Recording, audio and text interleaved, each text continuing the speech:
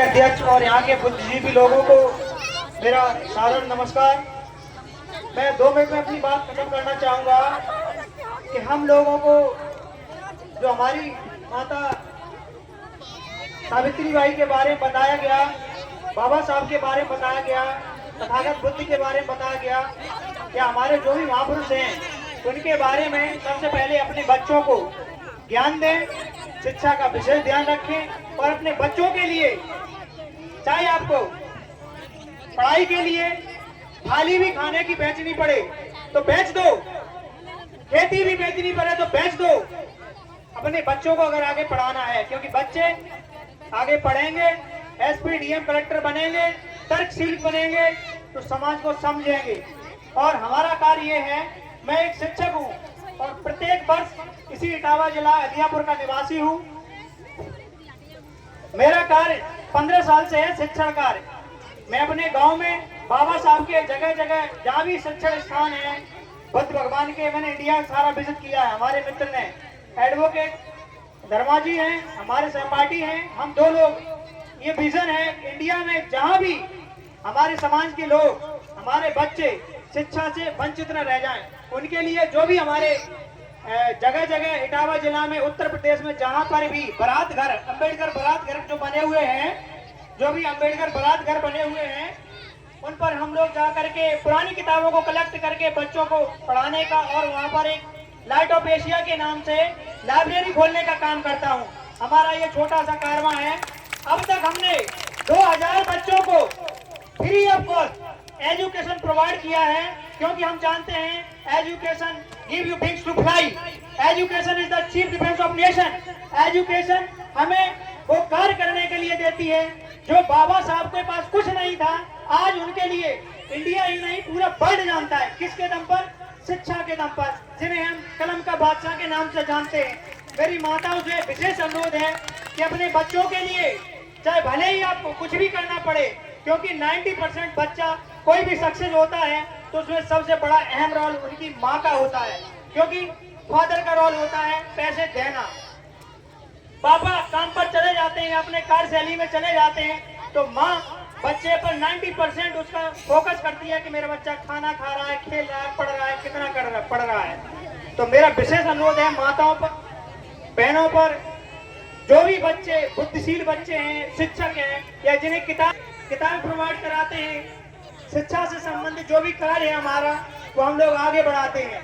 तो मेरा कहना यही है, उद्देश्य है कि अपने समाज के लिए लोगों को सहयोग करना, शिक्षण कार्य के लिए सहयोग करना। तो आइए धर्मा जी, मैं बहुत बहुत धन्यवाद करता हूं, और आप लोग प्यार से बोलिए सभी लोग, तथागत बुद्ध बाबा साहब अम्बेडकर जी के बारे में जय भीम, जय भीम, जय भीम। कमेटी का मैं तहे दिल से इस्तकबाल करता हूं और हमारे सभी महापुरुषों का मैं नमन करता हूं। श्री अम्बेडकर जी का मैं बहुत ही धन्यवाद देता हूं कि बाबा साहब के कारवां को एक महिला ने आगे बढ़ाने का कार्य किया। हमने पाई है बाबा साहब के सामने सर झुकाने में। जय भीम। सर रखना हमेशा इनका ऊंचा, जब तक दिल में जान है, जब तक दिल में जान। याद रखो, बाबा साहब ने जो कारवां किया है वो हम लोग फॉलो कर रहे हैं और 800 लौटे हैं। और बुद्ध जहाँ दीक्षा दी थी, पहला प्रवचन दिया था बुद्ध जी ने, वहाँ इस तरह के जो 5 लोग छोड़ के चले गए थे, बुद्ध ने फिर पुनः उपदेश दिया था, ज्यादा भीड़ कारवां नहीं चलाती, थोड़े गिने चुने ही लोग कारवां को आगे ले जाते हैं। इसलिए मैं कहना चाहूंगा बाबा साहब के कारवां को आप आगे बढ़ाएं। हम जैसे मेरे मित्र ने बताया है कि आपने जो शिक्षा का कार्य चुना है, जैसे बाबा साहब ने कहा है शिक्षक बनो, संगठित रहो, संघर्ष करो, उन तीनों पर आप फोकस करो और अपने बच्चों को यही शिक्षा दो। जिस तरह ऊंची नीची जमीन पर अच्छी पैदावार नहीं हो सकती, उसी तरह समाज में ऊंच नीच की भावना होने से समाज कभी प्रगति नहीं कर सकता, ना ही देश में एकता स्थापित हो सकती है। सबसे पहले एकता तो हमें अपने ब्लड में एकता स्थापित करनी होगी। हम लोग एक हो, यूनिटी हो, हम लोगों में एकता नहीं है। मैं ये अपना वो फैक्टर बता रहा हूँ, आप लोग सब एक रहिए। आपको दौर आ गया है, बाबा साहब का मिशन आप लोग महिलाएं विशेषकर, हमें तो उस समय याद आता है माता सावित्री बाई और हमारी माता रमाबाई का जिस दिन परिनिर्वाण था 27 मई 1935 को, परिनिर्वाण दिवस के अवसर पर मुझे वो याद बात आती है जब उन्होंने कहा था जाइए अपने भाइयों बहनों के लिए, वो कारवा जब London school of economic political science में जब गए थे, तो अपने बच्चों को ऐसा पढ़ाइए। हम 5 बिंदुओं पर फोकस करते हैं। अपने बच्चों को बताइए, पहले तो खुद आदर्श बनो कि अपने माता पिता खुद आदर्श बने, ताकि आप कोई अल्कोहल चीज ना लो, बच्चों के सामने कोई दारू न पियो, कोई धूम्रपान न करो। जब खुद आदर्श बनोगे तभी तो बना पाओगे बच्चों को आदर्श। बात समझो। और लड़का लड़कियों पे भेद ना करो।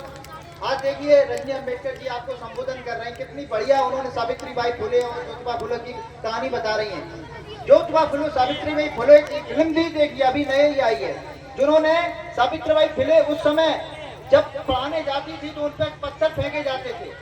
आज उन्होंने 1848 में 18 कॉलेज खोल दिए। तो एक महिला होकर आप लोग क्या नहीं कर सकती हैं। और उन्होंने कहा था, मैं तो ये कह रहा हूँ कि बच्चों को 5 चीजें जरूर सिखाइए। सबसे पहले you become the good citizen of this country, अपने देश के एक अच्छे नागरिक बने, ये बताइए बच्चों को। बच्चों को बताइए हेल्प द नीडी पर्सन, जरूरतमंद की मदद करें। एक दूसरे का हाथ थामे रहोगे, चाहे घर हो या परिवार, टूटेगा नहीं, गिरेगा नहीं। तीसरी बात है कि always study and work with dedication, अपने बच्चों को अच्छी तरह पढ़ाइएगा और 5 प्लांट सैपलिंग, कम से कम 5 पौधे लगाओ और जरूरतमंद की मदद करो, याद रखो। अब मैं 2 चीज बताना चाह रहा हूँ जो बच्चों से हटके आप लोगों के लिए। देखो, एक एक यदि पेड़ लगाओ तो तुम बाग लगा दोगे, और एक एक यदि ईंट जोड़ो तो तुम महल बना दोगे, और अपने समाज के एक एक लोगों को जोड़ो तो बाबा साहब का कारवां आगे बढ़ा दोगे। इसीलिए उठो नौजवानों, वक्त ये कह रहा है कि खुद को बदलो, जमाना बदल जाएगा। अपनी शक्तियों को लगाओ सही दिशा में, अपना समाज, अपना राष्ट्र भारत बढ़ता है, बढ़ता ही जाएगा। इसलिए मैं कहना चाहूंगा 2 मुख्य बात। अब बात आती है संविधान में, संविधान के बारे में जो बहुत कम लोग जानते हैं। मैं संविधान पर विशेष रूप से बताना चाहूंगा, 2 मिनट में खत्म करूंगा अपनी बात को। हाँ, संविधान मतलब होता है सभी के लिए विधान, सभी के लिए कानून। ये संविधान की किताबें, वो देखो भाई साहब बेच रहे हैं, सब लोग संविधान माना सभी के लिए विधान। संविधान में जो प्रस्तावना है वो हम आपको बता देते हैं। प्रस्तावना में कहा गया है, जो संविधान का जो निचोड़ है वो बताया गया है। हम भारत के लोग भारत को संपूर्ण प्रभुत्व संपन्न समाजवादी धर्मनिरपेक्ष लोकतांत्रिक गणराज्य बनाने के लिए तथा समस्त नागरिकों में सामाजिक, आर्थिक, राजनीतिक न्याय, विचार, व्यक्ति विश्वास, धर्म और उपासना की स्वतंत्रता, प्रतिष्ठा और अवसर की समता दिलाने के लिए तथा राष्ट्रीय एकता, अखंडता को सुनिश्चित करने वाली बद्धता को बढ़ाने के लिए दृढ़ संकल्प होकर एतद आज 26 नवंबर 1949 मिकी मार्च शुक्ला सप्तमी विक्रमी 2006 को अपने देश के संविधान को अंगीकृत, अधिनियमित और आत्मनिर्भर करते हैं। ये बाबा साहब ने लिखा था, पहले पन्ना, पहले पेज जो लिखा है बाबा साहब ने यही लिखा प्रस्तावना। और ये प्रस्तावना आप लोगों के लिए, हम भारत के लोगों में बहुत ताकत है। आप लोग मूल निवासी हैं, इस देश के शासक रहे हैं। जितने भी महापुरुष हुए हैं उनके इतिहास को पढ़ो। मानवता साहब ने कहा था, आपके अपने इतिहास पढ़कर यदि रोंगटे खड़े नहीं होते तो बेकार है। अपने इतिहास को पढ़ो कि कितने अच्छे कमेटी के लोग हैं जो आपको यहाँ प्रोग्राम करवा रहे हैं। इसलिए कहने के लिए तो बहुत सी चीजें हैं। हमने कई जिलों में लाइब्रेरियां खोली। लाइट ऑफ एशिया का प्रेसिडेंट हूँ, सिंबल ऑफ, उनकी टेबल चेयर किताबें छूकर देख के आया हूँ। बम्बई में एक दिन रहा उनके नाती के पास। तो मतलब ये सब अब तक शिक्षा की वजह से आया है ना। तो बाबा साहब ने कहा था, education is the chief defence of this nation. Education is training of character to fit the student. Education क्या है? कैरेक्टर, चरित्रवान। बुद्ध ने कहा है, मध्य मार्ग चुनो, चरित्र मजबूत रखो। ये 5 सील जो झंडा है ना, 5 सीलों का है। सील आचरण, अच्छे आचरण, धूम्रपान न करो, अच्छे आचरण, चुगली न करो, कुछ ऐसी चीजें हैं ना। तभी तो बाबा साहब ने नीला रंग क्यों अपनाया, नीला झंडा क्यों अपनाया, बाबा साहब को बाबा साहब क्यों कहा जाता है? इसके पीछे कई कारण है। नीला झंडा जैसा आसमान देख रहे हो सभी के लिए समान है, इसी तरह हमारे लिए